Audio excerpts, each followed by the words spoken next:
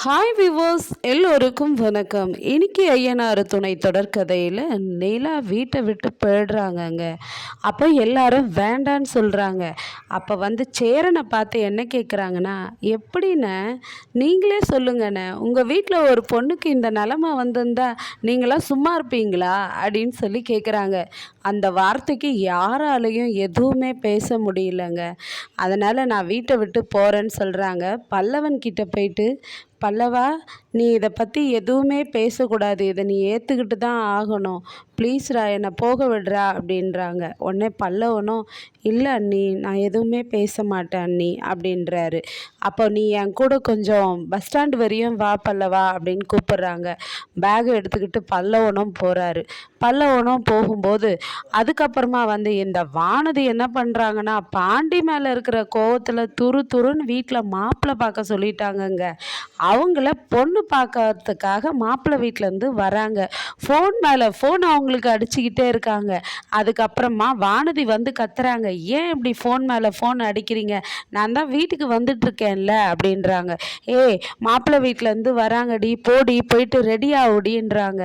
அப்போது வானதிக்கு ஐயோயோ, நம்ம வேற ஒரு மாதத்தில் கல்யாணம் வைங்கன்னு சொல்லிட்டோம், இவங்க என்ன இப்படி பண்ணுறாங்களேன்ட்டு வானதி ரூமில் போயிட்டு கதவை சாத்திக்கிட்டு யோசிக்கிறாங்க.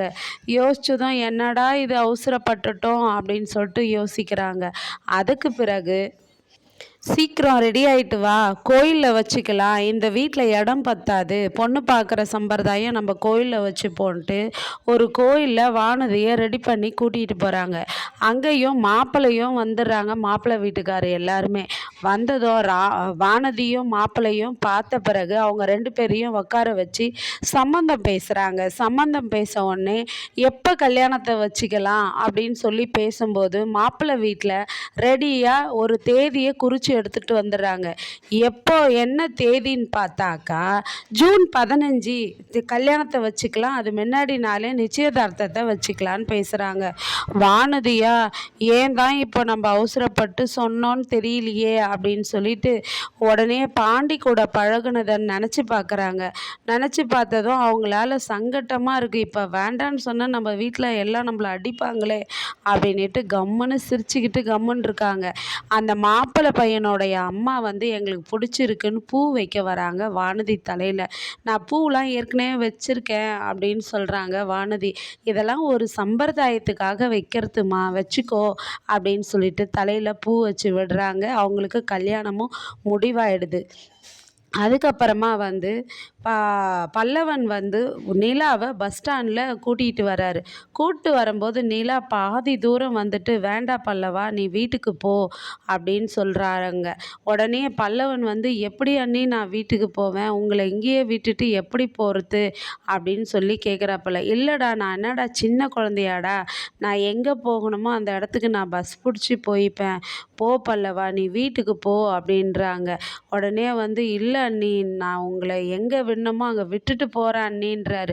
வேண்டாடா பல்லவா, நீ போடா, சொல்கிறத கேளுடான்றாங்க. அப்படியே பல்லவனும் போயிடுறாருங்க. அவர் பஸ் ஸ்டாண்ட்லேயே விட்டுட்டு போனதும் வீட்டுக்கு போகிறாரு பல்லவன். உடனே சேரன் ஏய் எங்கடா, டே பல்லவா, நிலா வரலையா அப்படின்னு சொல்லி கேட்குறாரு. உடனே பல்லவன் சொல்கிறாரு, அவங்க வரமாட்டாங்கண்ணே அப்படின்றாரு.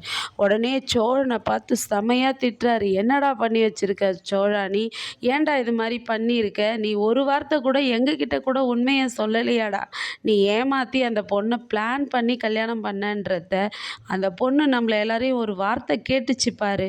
அண்ணே, உங்கள் வீட்டில் ஒரு பொண்ணு இருந்திருந்தா இது மாதிரி நடந்திருந்தா நீங்கள் சும்மா இருப்பீங்களான்னு கேட்டுச்சு பாரு, நீயே சொல்லுடா. நமக்கு ஒரு தங்கச்சி இருந்து இது மாதிரி எவனா ஒருத்தவன் பிளான் பண்ணி அவளை ஏமாற்றி கல்யாணம் பண்ணியிருந்தால் நம்ம சும்மா இருந்திருப்போமாடா, அவனை அடிச்சுட்டு நம்ம தங்கச்சியை கூப்பிட்டு வந்திருக்க மாட்டோம். அதை தான் நீலாம் செஞ்சுருக்கு, இது மாதிரி பண்ணிட்டியே அப்படின்னு சொல்லவோ பாண்டி போயிட்டு சமாதானப்படுத்துகிறாரு சோழனை. சோழா, உன் நிலமை எனக்கு புரியுதுறான்னு. உடனே சேரனுக்கு கோவம் என்னடா நீ அவனுக்கு சப்போர்ட் பண்ணுற மாதிரி பேசிக்கிட்டு இருக்க அப்படின்னு சொல்லி திட்டுறாரு. அப்போ சோழனுக்கு கோவம் ஆமாண்ணே, நான் அப்படி தான் செஞ்சேன், எனக்கு நிலாவை பிடிச்சிருந்ததுண்ணே, அதனால அப்படி பண்ணிட்டேன் அப்படின்னு சொல்கிறாரு. ஆனால் நான் நிலா கிட்ட போயிட்டு நான் உன்னை லவ் பண்ணுறேன்னு சொல்லியிருந்தேன்னு வச்சுக்கேன், அது என்னை செருப்பால் வச்சுருக்கோம் அப்படின்னு சொல்கிறாரு சோழன். உடனே சேரன் வந்து, செருப்பால் அடிச்சிருந்தா வாங்கி இருந்திருக்கணும்டா, அதுதான்டா, அதுக்குன்னு அந்த பொண்ணை பிளான் பண்ணி அதுக்கே தெரியாமல் அதை ஏமாற்றி நீ கல்யாணம் பண்ணின்னு வருவியா அப்படின்னு சொல்லி திட்டுறாரு. அப்புறமா நடேசன் வந்து, ஏய் இந்த வீட்டில் இருக்காத, நீ போடா, நீ போ, எதுக்கு இப்படிலாம் பண்ண அப்படின்னதும் சோழன் வந்து கோச்சிக்கிட்டு, நானும் இந்த வீட்டை விட்டு போகிறேன் அப்படின்னு சொல்லிட்டு அவரும் வெளியே வராருங்க. நிலா எங்கே போகிறதுன்னு தெரியாமல் ஒரு கோயிலில் போயிட்டு பேகை வச்சுட்டு ஓரமாக உட்காந்து அழுகுறாங்கங்க. இந்த கதை பாவங்க அந்த ஐயனார் குடும்பத்துக்கு சாபமா என்னன்னு தெரியல. பெண் ராசியே இல்லைங்க. அந்த வீட்டுக்கு வர பெண்ணுங்களுக்கு எல்லாருக்குமே எதனா ஒரு சோதனையில் அவங்க சிதறி போகிறாங்க. இந்த கதை இன்னும் எப்படியெல்லாம் வரும்ன்றத நாளைக்கு நம்ம தொடர்ந்து பார்க்கலாம். நன்றி, பாய்.